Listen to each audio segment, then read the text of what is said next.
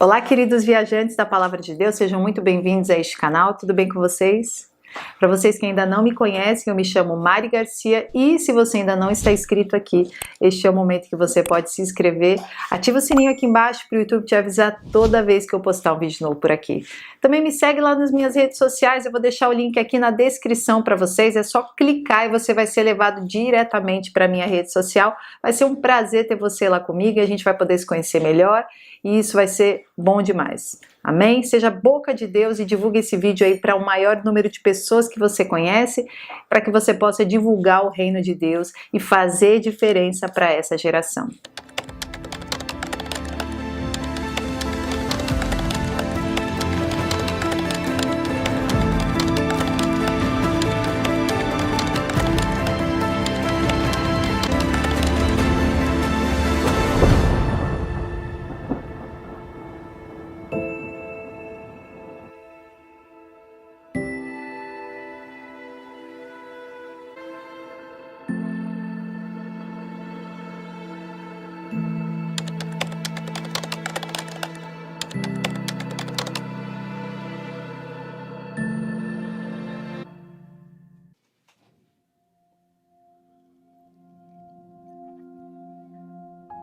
Todos os discípulos estavam mortos, e o único remanescente tinha mais de 90 anos de idade. Ele foi prisioneiro na ilha de Patmos, colônia penal romana, por causa de sua lealdade à palavra de Deus e por causa do testemunho que mantinha a respeito do Senhor Jesus. Os cristãos, em todo o Império Romano, precisavam de uma palavra encorajadora. Foi então que Jesus deu uma nova revelação ao apóstolo João, seu discípulo amado, para encorajar todos os cristãos de maneira geral.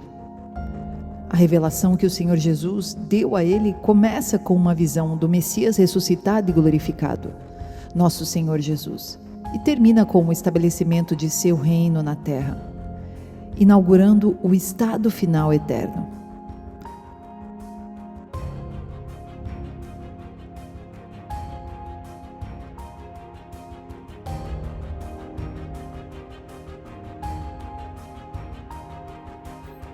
Vi os céus abertos e diante de mim um cavalo branco, cujo cavaleiro se chama Fiel e Verdadeiro.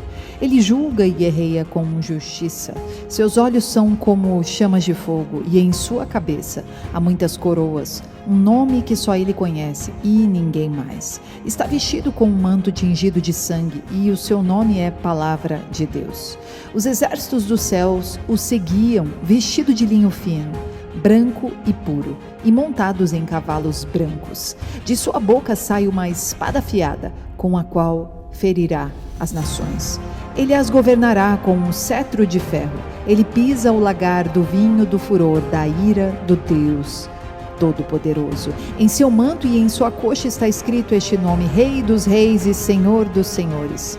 Vi um anjo que estava em pé no sol e que clamava em alta voz a todas as aves que voavam pelo meio do céu: venham, reúnam-se para o grande banquete de Deus, para comerem carne de reis, generais e poderosos, carne de cavalos e seus cavaleiros, carne de todos, livres e escravos, pequenos e grandes. Então vi a besta, os reis da terra e os seus exércitos reunidos para guerrearem contra aquele que está montado no cavalo e contra o seu exército. Mas a besta foi presa e com ela o falso profeta, que havia realizado sinais milagrosos em nome dela, com os quais ele havia enganado os que receberam a marca da besta e adoraram a imagem dela. Os dois foram lançados vivos no lago de fogo, que arde com enxofre.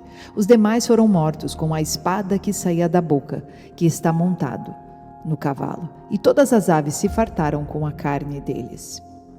Quando Jesus voltar, os céus serão enrolados como um pergaminho, revelando fisicamente o domínio do reino invisível de Deus nos céus. Mas antes de mais nada, revelando o Messias, ressurreto, glorificado, nosso Senhor Jesus, vindo nas nuvens com todos os seus santos anjos.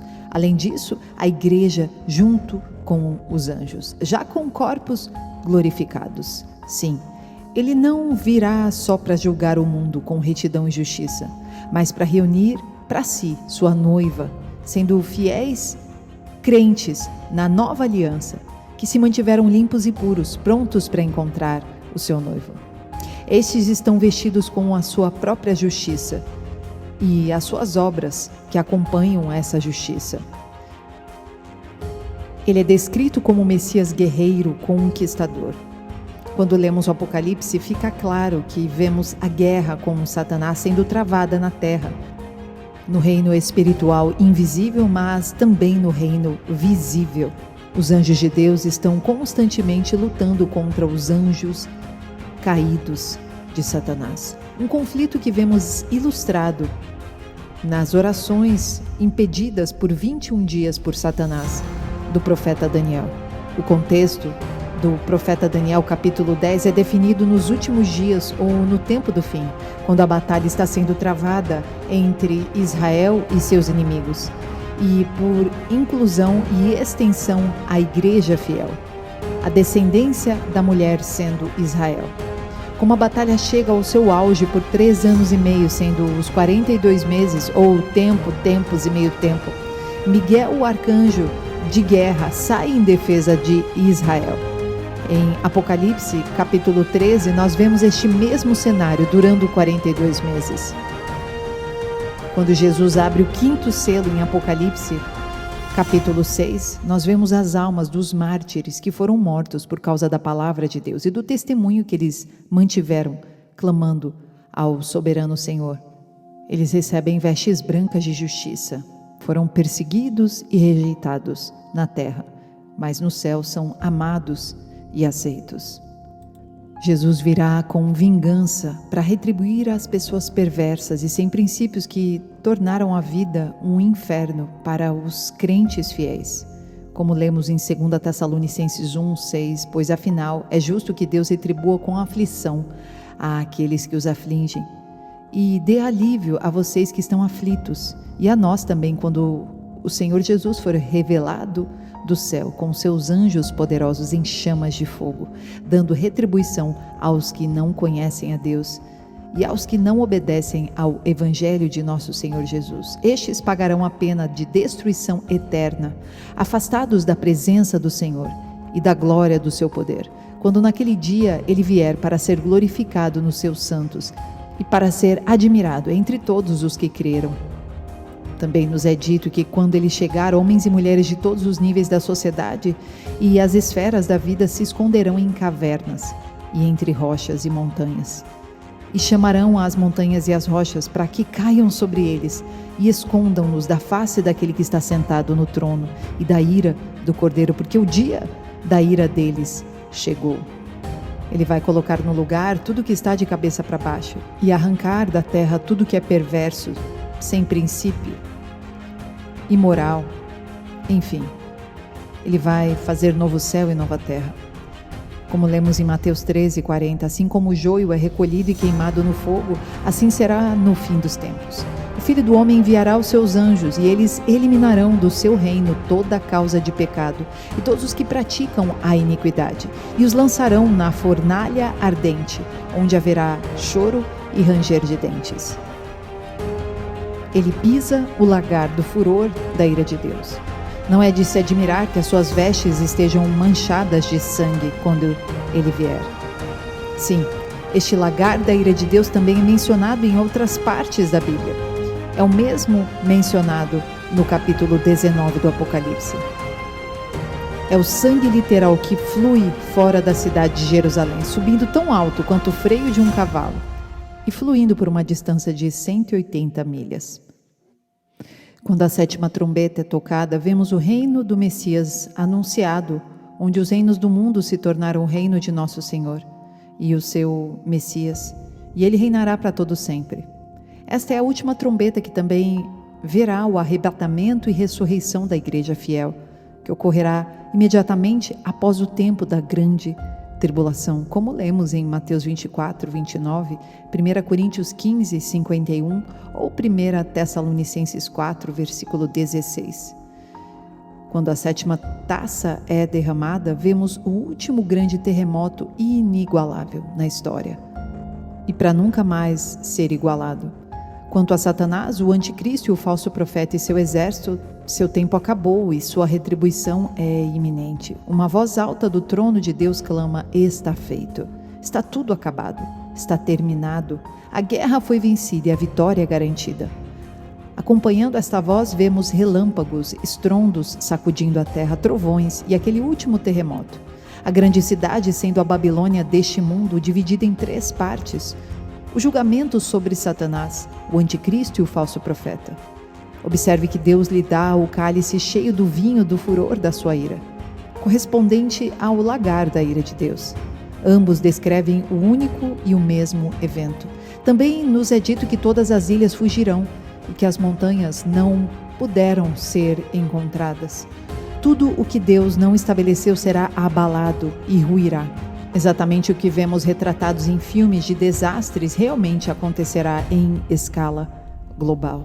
A 7ª taça da ira de Deus também verá do céu enormes pedras de granizo, pesando cerca de 100 libras cada, caindo sobre os homens. E eles amaldiçoam a Deus por causa da praga do granizo, porque a praga será muito terrível. No entanto, sua maldição será substituída por puro terror. O terremoto ocorre, o sol se escurece, a lua fica vermelha como sangue, as estrelas caem na terra, como chuva de meteoritos. O céu está enrolado como pergaminho. Cada montanha e ilha muda de lugar. Todos os não salvos estarão desesperados. Os únicos protegidos serão os cristãos, aqueles que acreditaram em Jesus como Senhor e Salvador e pela fé estão abrigados pela proteção do sangue do Messias. Pela fé estão abrigados dentro da arca, assim como Noé esteve durante o dilúvio. Eles experimentarão tribulação, no grego klipsis, deste mundo. Mas quando a ira vier, no grego tumos, nós nunca experimentaremos a ira de Deus. Mas, ao invés disso, nos encontraremos com Jesus nos ares, quando Ele retornar, para estabelecer o seu reino messiânico milenar. Este mundo, hoje, é um lugar escuro e está ficando cada vez mais. A única esperança para a sobrevivência no mundo é o retorno de Jesus. Ele está voltando, desta vez não como servo, mas como rei, que conquista e resgata toda a sua noiva. Como noiva, esperamos o casamento e a festa, e não ficamos parados, olhando para o alto apenas. Embora nosso coração se encha de esperança, nós precisamos nos encher de arrependimento. Precisamos estar cheios de busca por santidade, humildade acima de tudo. Não permitir nunca que o orgulho tome conta de nossos dias e que a nossa vontade seja passada para trás para que a vontade comum do reino de Deus se realize. Existe um propósito e este propósito é a vontade de Deus. E nós, como igreja, juntos, seguimos o mesmo propósito. Se o seu propósito é apenas para cunho pessoal, ele não faz parte do propósito do reino. Então ele não terá nenhuma função quando Jesus voltar para te resgatar. Pode ser difícil, mas precisamos diminuir para que ele cresça em nós.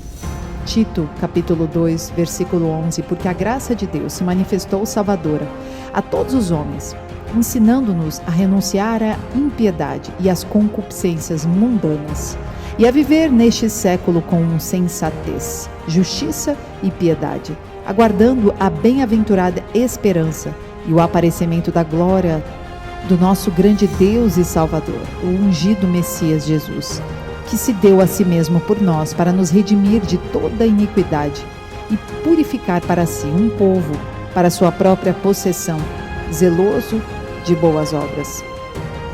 Vamos todos estar prontos para quando ele voltar. Em breve, sua recompensa estará com ele, e ele dará a cada um de acordo com o que fez.